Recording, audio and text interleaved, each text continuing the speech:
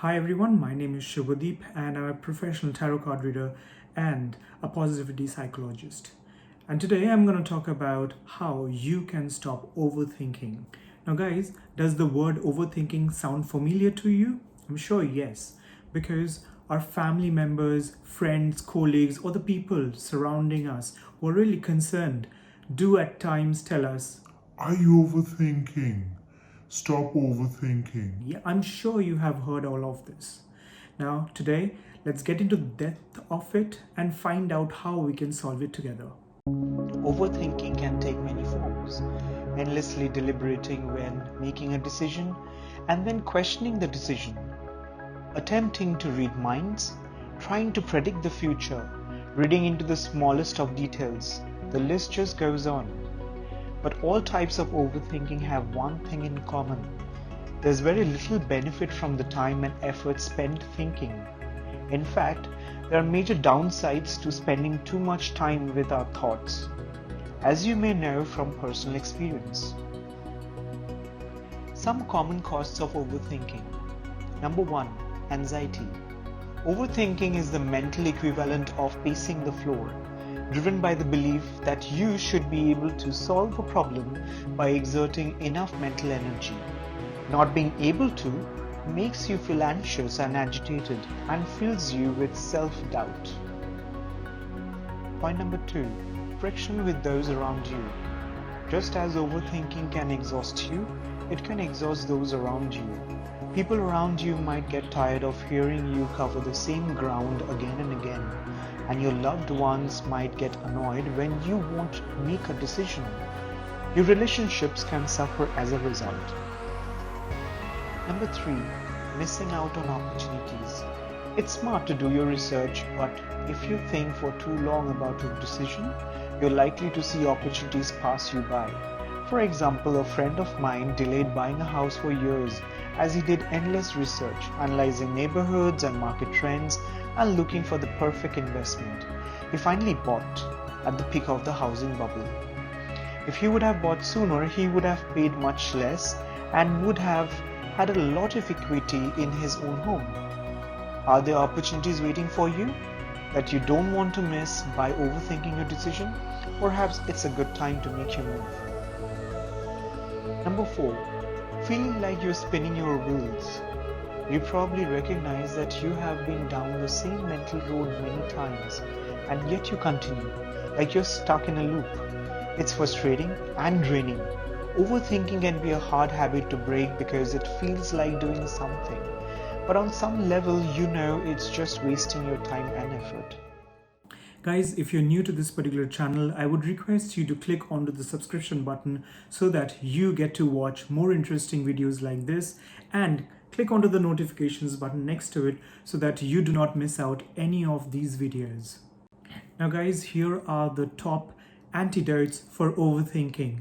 Make sure you watch the video till the end so that you get to know how to address overthinking. Number 1. Connect with your body. A great way to get out of your head is to get into your body. When you find yourself stuck in thinking mode, get moving. Do some exercise, stand up, do a few knee bends, anything to break up the chain of thought. Pay attention to the sensations in your body as you move. You can also follow a guided meditation that directs your attention to your body. Number 2. Look for opportunities to make mistakes. Yes, you heard that right. If you're prone to overthinking because you don't want to make the wrong decision, open to the possibility that you very well might. You're human and you operate with imperfect knowledge, and I'm fairly certain a lack of clairvoyance. Maybe that thing you might buy from Amazon will break. Perhaps the email you send will accidentally offend the recipient. Reframe mistakes as opportunities to learn rather than as something terrible to be avoided at all costs. Number 3. Own your decisions. Overthinking decisions often comes from fear that you will do something wrong, like buying something you regret or booking a bad weekend to travel. Keep in mind that all you can do is make the best possible decision with the information you have. Stand up tall and keep your head up. no matter what the result is. Even if it doesn't turn out the way you wanted, you might have an excellent decision at that time. Own it. For example, don't assume you should have known a month before that it would rain the whole weekend you were at the beach. Meteorologists are less than perfect at predicting the weather even more than a day or two in advance. Number 4. Practice the 80 by 20 rule.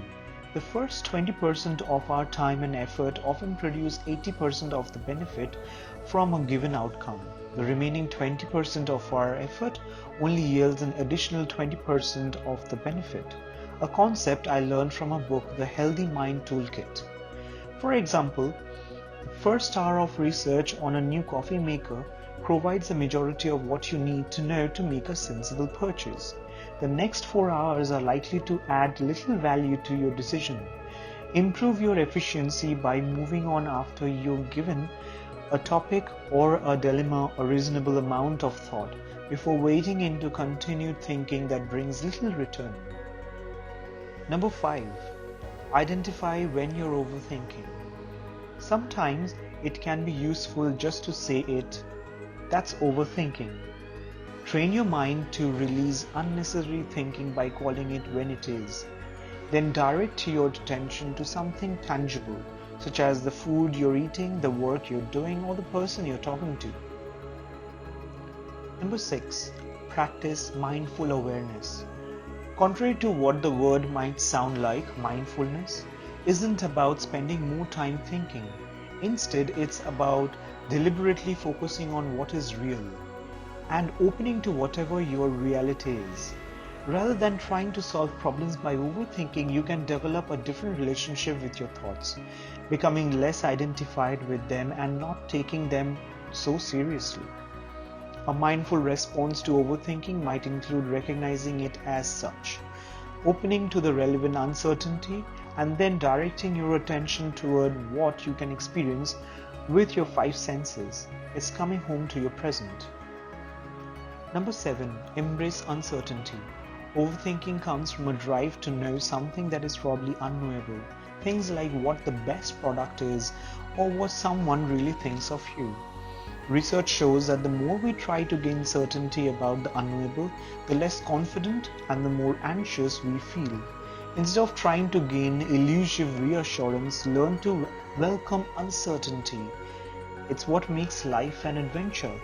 That's not to say that it's a comfortable place to live, but it probably beats being stuck in a loop of fruitless mental effort. Number 8. Be accountable. Allow those close to you to help with your tendency to overthink. You might ask your partner, for example, to point out when you're overthinking something. They'll probably be happy to assist you in getting out of your head. Just remember to thank them for bringing it to your attention and resist the urge to get mad at them for doing what you asked them to do. I hope these points help you stop overthinking. What are the obvious reasons which is making you overthink? Let me know in the comment section below. Enjoyed this particular video?